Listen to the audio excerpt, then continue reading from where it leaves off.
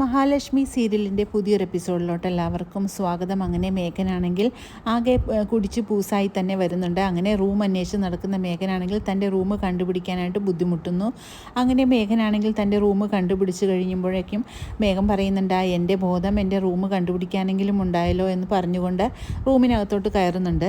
അങ്ങനെ ആകെ ബോധം നഷ്ടപ്പെട്ട മേഘനാണെങ്കിൽ റൂമിൽ കയറിയ ഉടനെ തന്നെ ബെഡിലോട്ട് ചായുന്നുണ്ട്. അങ്ങനെ ഒരു വെളിവുമില്ലാതെ കിടന്നുറങ്ങുകയാണ് മേഘൻ. പിന്നീട് ആദ്യ രാത്രിക്ക് ശേഷം കണ്ണനും മഹിയും കാണിക്കുന്നുണ്ട്.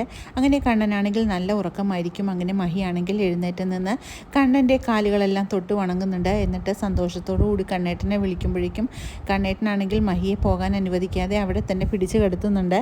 പിന്നീട് ലേഖയെ കാണിക്കുന്നു. അങ്ങനെ ലേഖയാണെങ്കിൽ രാവിലെ തന്നെ കുളിച്ചൊരുങ്ങി പുറത്തോട്ട് പോകാനുള്ള തയ്യാറെടുപ്പ് നടക്കുകയാണ്. അങ്ങനെ അനന്തുവിനോടായിട്ട് പറയുന്നുണ്ട്, കണ്ണനും മഹിയും എഴുന്നേറ്റോ ആവോ എന്നൊക്കെ പറയുമ്പോഴേക്കും അനന്ത് പറയുന്നുണ്ട്, നമ്മളായിട്ട് അവരെ വിളിച്ചുണർത്താനൊന്നും പോകണ്ട, അവരുടെ ആദ്യ രാത്രിയെല്ലാം കഴിഞ്ഞതല്ലേ, അവർ പതിയെ എഴുന്നേറ്റ് വരട്ടെ എന്നൊക്കെ പറയുമ്പോഴേക്കും ലേഖ പറയുന്നുണ്ട്, അത് ശരിയാണ്, അവരെ നമ്മളായിട്ട് വിളിച്ചുണർത്താനൊന്നും പോകണ്ട എന്ന് പറയുന്നു. പിന്നീട് കുളിച്ചൊരുങ്ങിയാണെങ്കിൽ മഹിയാണെങ്കിൽ ആ തോമസ് വൈദ്യൻ കൊടുത്തിട്ടുള്ള മരുന്നാണെങ്കിൽ കഴിക്കുന്നുണ്ട്. അങ്ങനെ അത് കണ്ണനും കൊടുക്കുന്നുണ്ട്. എന്നിട്ട് കണ്ണനോട് പറയുന്നുണ്ട്, എത്രയും പെട്ടെന്ന് പോയി കുളിച്ചിട്ട് വാ കണ്ണേട്ടാ എന്ന് പറഞ്ഞുകൊണ്ട് കണ്ണനെ കുളിക്കാനായിട്ട് പറഞ്ഞു വിടുന്നു. അനന്തവും ലേഖയുമാണെങ്കിൽ കണ്ണൻ്റെയും മഹിയുടെയും റൂമിലോട്ട് വരികയാണ്. അവരെഴുന്നേറ്റ് കാണുമോ, എന്താണെങ്കിലും വിളിച്ചു നോക്കാമെന്ന് പറഞ്ഞുകൊണ്ട് കണ്ണൻ്റെ മഹിയുടെ റൂമിനടുത്ത് എത്തുമ്പോഴേക്കും കണ്ണനും മഹിയുമാണെങ്കിൽ എല്ലാം റെഡിയായിക്കൊണ്ട് തന്നെ പുറത്തോട്ട് വരുന്നു. അങ്ങനെ കണ്ണനോടായിട്ട് പറയുന്നുണ്ട് ലേഖ, കണ്ണേട്ടനും പിന്നെ അനന്തുവേട്ടനും കൂടെ പൊക്കോ, ഞാൻ മഹിയെയും കൂട്ടി വന്നോളാം, ഞങ്ങൾക്ക് ചെറിയ കാര്യങ്ങളൊക്കെ സംസാരിക്കാനുണ്ടെന്നെല്ലാം പറഞ്ഞുകൊണ്ട് മഹിയും കൂട്ടി അവരുടെ റൂമിനകത്തോട്ട് പോകുന്നുണ്ട്. എങ്ങനെയുണ്ടായിരുന്നു നിങ്ങളുടെ ഫസ്റ്റ് നൈറ്റ് എന്നെല്ലാം ചോദിക്കുമ്പോഴേക്കും മഹി പറയുന്നുണ്ട്, ഒന്ന് ചുമ്മാതിരിക്കും ലേഖ എന്ന് പറഞ്ഞുകൊണ്ട് മഹിക്കാണെങ്കിൽ ആകെ നാണം വരുന്നു. അപ്പോൾ ലേഖ പറയുന്നുണ്ട്, നിങ്ങളുടെ ഒരു കുഞ്ഞിനെ ലാളിക്കാൻ വേണ്ടിയാണ് ഞാനും അനന്തവേട്ടനും കാത്തിരിക്കുന്നത്, അത് എത്രയും പെട്ടെന്ന് ഞങ്ങൾക്ക് സാധിച്ചു തരണമെന്നെല്ലാം ലേഖ പറയുന്നുണ്ട്. പിന്നീട് മേഘനാഥന് വേണ്ടി ചായയും കൊണ്ട് വരുന്ന റൂം ബോയിയെ കാണിക്കുന്നു. അങ്ങനെ റൂം ബോയി ആണെങ്കിൽ മേഘനാഥൻ്റെ റൂമിൽ മുട്ടി വിളിക്കുമ്പോഴേക്കും എത്ര വിളിച്ചിട്ടും എഴുന്നേക്കാതെ നിൽക്കുന്ന സമയത്ത് അങ്ങോട്ടേക്ക് മഹിയും ലേഖയും വരുന്നുണ്ട്. എന്താണ്, ആരെയാണ് വിളിക്കുന്നതെന്നൊക്കെ ചോദിക്കുന്നു. ഇതിനകത്തൊരു കള്ളുകൂടിയനാണ് മാഡം, അദ്ദേഹത്തെ വിളിക്കാൻ വേണ്ടി വന്നതാണ്, പക്ഷേ എത്ര വിളിച്ചിട്ടും എഴുന്നേൽക്കുന്നില്ല, എന്ന ചായ കൊടുത്തേക്കാമെന്ന് വിചാരിച്ച് വിളിക്കുകയായിരുന്നു എന്ന് പറയുന്നു. അയാൾക്ക് ചായയല്ല കൊടുക്കേണ്ടത്, മദ്യം തന്നെ കൊടുക്കൂ എന്ന് പറഞ്ഞുകൊണ്ട് ലേഖയും മഹിയും ചിരിക്കുന്നു. പിന്നീട് ദുർഗയാണെങ്കിൽ ഉണ്ണിയോടായിട്ട് പറയുന്നുണ്ട്, കരുണമോളെ എങ്ങാനും വിളിച്ചിരുന്നു മോനെ എന്ന് ചോദിക്കുമ്പോഴേക്കും ഉണ്ണി പറയുന്നുണ്ട്, ഞാൻ വിളിച്ചില്ല എന്ന് പറയുന്നു. ഞാൻ പോയി ഒന്ന് വിളിച്ചാലോ എന്ന് കരുതുകയാണെന്നെല്ലാം ദുർഗ പറയുമ്പോഴേക്കും അമ്മ വിളിക്കാനൊന്നും പോകണ്ട, അവരുടെ 3 പേരുടെ വായിലിരിക്കുന്നത് വെറുതെ കേൾക്കും. ഒന്നാമതാണെങ്കിൽ അവളുടെ ചേച്ചി പോയിരിക്കുന്നതിൻ്റെ ദേഷ്യം ഉണ്ട്, അതിൻ്റെ എല്ലാം കലിപ്പിൽ അവൾ വായിൽ തോന്നിയതെല്ലാം വിളിച്ചു പറയും, അതൊന്നും കേൾക്കാൻ അമ്മ അങ്ങോട്ട് പോകണ്ട എന്നെല്ലാം ദുർഗയോടായിട്ട് ഉണ്ണി പറയുന്നുണ്ട്.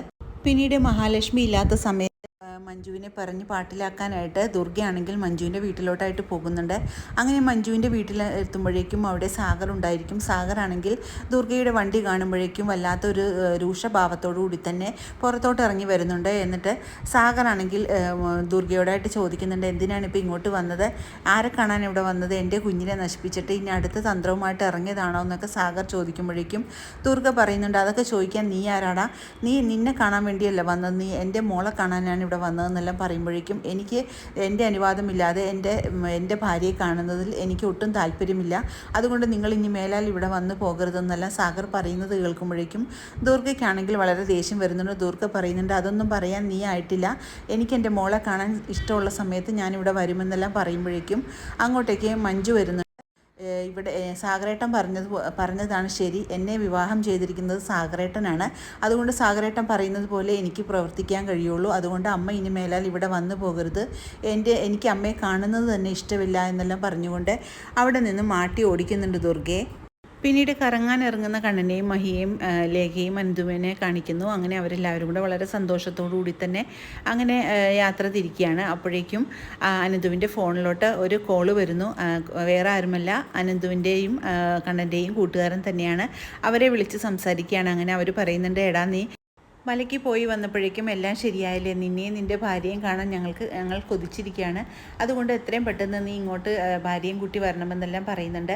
നിൻ്റെ ഫോട്ടോസൊക്കെ കണ്ട് നന്നായിരിക്കുന്നു എന്നെല്ലാം പറയുമ്പോഴേക്കും കണ്ണൻ പറയുന്നുണ്ട്, ഫോട്ടോസൊക്കെ കണ്ടത് ശരി, പക്ഷേ ഇതൊന്നും ലീക്കാക്കരുതെന്നെല്ലാം പറയുന്നുണ്ട് കണ്ണൻ. അങ്ങനെ അനന്തവും ലേഖയും പറയുന്നുണ്ട്, എടാ ഞങ്ങളിനി ഉടനെ തന്നെ അങ്ങോട്ടൊക്കെ വരുന്നുണ്ട്, അതുകൊണ്ട് നീ ഞങ്ങളെ പ്രതീക്ഷിക്കുക ഏത് നിമിഷവും എന്നെല്ലാം പറയുമ്പോഴേക്കും അനന്തവും ലേഖയ്ക്കും കണ്ണനും മഹിക്കുമാണെങ്കിൽ വളരെ സന്തോഷമാകുന്നുണ്ട്. അങ്ങനെ അവർ എടുത്തിട്ടുള്ള ഫോട്ടോസൊക്കെ കാണിച്ചു കൊടുക്കുകയാണ്. പിന്നീട് ഈ ഫോട്ടോസൊക്കെ മോഹിനിയുടെ ഫോണിലോട്ട് മഹി അയച്ചു കൊടുക്കുന്നുണ്ട്. അങ്ങനെ കരുണയെ കാണിക്കുന്നു. അങ്ങനെ കരുണയാണെങ്കിൽ കമലേശ്വരത്തോട്ട് തിരിച്ചു പോകാൻ തന്നെ തീരുമാനിക്കുകയാണ്.